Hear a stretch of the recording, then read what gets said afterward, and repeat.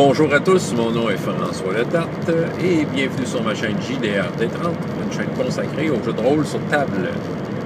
Alors, la vie de rôliste aujourd'hui, RPG Week numéro 19, le metagaming. Vous allez pouvoir aller voir la vidéo originale de Bruno et sa question officielle dans les liens plus bas. Puis c'est sûr, qu'est-ce que j'en pense? Ok, le metagaming. Moi, je dirais, la première affaire qui me vient en tête, c'est que, en général, moi, j'ai pas de problème avec ça dans mes tables. On est en mesure de faire la part des choses, tu sais. Je dis pas que c'est 100% hermétique, OK? Il peut y avoir des informations qui, théoriquement, ne devraient pas être là, qui apparaissent dans le jeu, mais justement, tu sais, si l'histoire se tient, tu sais, si le récit, ce qui se raconte tient la route, tu sais, j'ai pas de problème à ce qu'il y ait des fuites, tu sais, il y a des fois, il y a du metagaming qui peuvent contribuer à améliorer la game, tu sais. J'ai pas d'exemple qui me viennent en tête, mais je suis sûr que ça arrive et qu'on le fait inconsciemment, puis, tu sais, d'habitude, les groupes dans lesquels je suis ces temps-ci, on est quand même assez bon pour respecter la différence entre ce que nos personnages savent versus ce qu'on sait. Je vais vous donner un exemple. Mettons une scène où il y a un groupe A qui se sépare d'un groupe B. Il y a deux groupes qui se font dans le groupe, dans le groupe de joueurs, puis il y a un groupe A puis un groupe B. Okay? Le groupe se sépare dans l'histoire. Bon, groupe A, il leur arrive de quoi? Ils tombent sur une information importante, il leur arrive de quoi de bien majeur, d'assez capital, d'assez vital même pour l'aventure, puis ils vivent leur scène là-dessus. Les joueurs qui contrôlent le groupe B, ben, nous autres, je les envoie pas dans une autre pièce, là, à attendre. Je les laisse à la table, je les laisse là comme spectateurs, Ils vont commenter la scène, entre joueurs, on va rire ensemble, ils vont être comme, c'est ça, ils vont être témoins de la chose.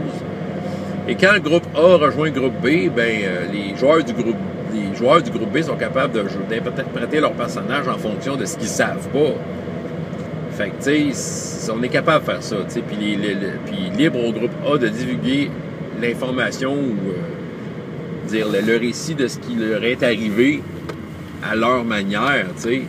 Puis même, à la limite, si le groupe A aurait intérêt à pas divulguer l'information au groupe B, c'est toujours drôle de voir ça, tu sais.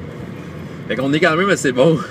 Ça amène de toutes sortes de situations cocasses, mais c'est ça, je pense que, tu sais, tous les groupes, on est capable de faire la part des choses. Même les jeunes, à quelque part, du moins, je leur explique. C'est vrai que, tu sais, les plus jeunes, ils ont tendance à devoir apprendre de ça. Tu sais, juste pas défaire l'histoire parce que toi, tu sais quelque chose que ton personnage devrait pas, tu sais. Tu sais, des fois, ils vont comme s'interposer là-dedans. T'as le classique en combat, le personnage qui se téléporte. Tu sais, que genre, OK, moi, je m'en vais ouvrir le coffre dans tel coin. OK, t'es là, puis l'autre, il dit, OK, moi, j'ouvre une porte.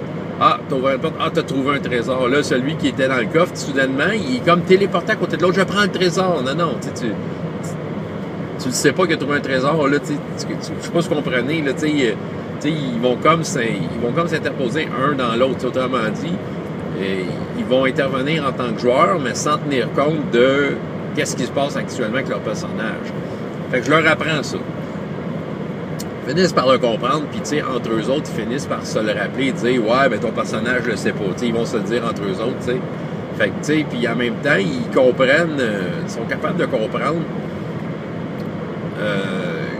que c'est pas avoir de quoi de cohérent, d'avoir une histoire qui se tient, tu sais. Ben, c'est ça, j'ai déjà vu. Écoute, des fois, là, c'est sûr, je l'ai moins, ça. Il me semble que quand j'étais plus jeune, tu sais, t'avais toujours des joueurs plus informés que les autres sur la science, là, puis ils venaient t'écœurer sur n'importe quoi, tu sais.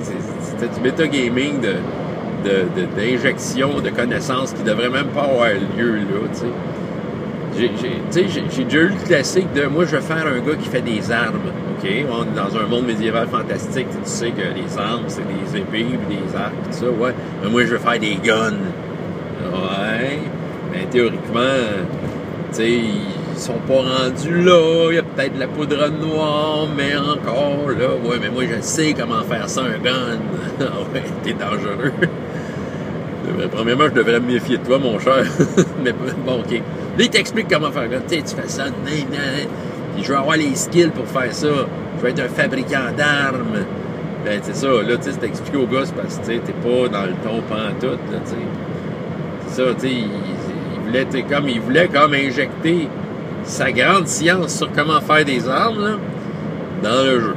Bon, ben, c'est ça, ça fait comme pas, tu sais, c'est ça, fait que c'était d'expliquer aux joueurs, peut-être de le décevoir dans son désir, là, tu sais. Les maîtres de jeu doivent toujours dire oui. Non, des fois, tu dois dire non. Tu dis non à des affaires de même. Tu dis non si ça n'a pas d'allure. Si ça sort trop de l'histoire, de ce que la majorité du groupe s'attend. Puis, c'est ça. Je pense que le metagaming, c'est un peu ça que j'ai à dire. Des anecdotes. Tu veux des anecdotes, Bruno? Ben, je t'en ai pas mal conté une avec mon histoire. Je veux faire des guns. Le pire, c'est que je l'ai vu plusieurs fois. C'est ça le pire. Tu sais? J'ai même eu un gars, c'est ça, tu sais, de game en game, il me l'injectait un petit peu par petit peu, là, tu sais. Ah, je veux créer telle affaire. Mais tu sais, je l'ai vu un moment donné, là, ça n'a pas été bien long que je l'ai vu que dans le fond, à chaque game, il inventait une nouvelle affaire, mais tu sais, il était en train de se faire un gun.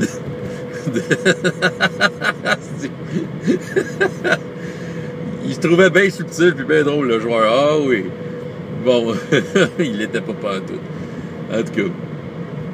Fait que, ouais, c'est ça. Tu sais, des fois, c'est ça. Tu sais, faut être en mesure de faire la part des choses. Là, tu sais. Le metagaming, c'est pas mauvais. Tu peux pas empêcher les gens de savoir des choses qu'ils devraient pas, puis, tu sais, dans une partie. Mais c'est ça. Si les joueurs sont... Il s'agit d'être fair play, tu sais, d'être bon joueur, puis... De jouer ton personnage, puis d'accepter les conséquences de « je ne sais pas cette information-là ». Comme mon personnage ne sait pas cette information-là et ça le met dans le trouble. Ça fait des histoires bien plus intéressantes de toute façon que d'être omnipotent, omniprésent et monsieur c'est tout, puis toujours le génie avec le doigt dans les airs qui a toujours la solution à tout, puis c'est ça. Puis tu fais la baboune parce qu'un jet de dés a scrappé son plan. Bon, fait que c'est ça que j'avais à dire. François Letarte, JDR de 30, et jusqu'à la prochaine fois, et autant de plaisir dans la vie que dans les jeux. Au revoir.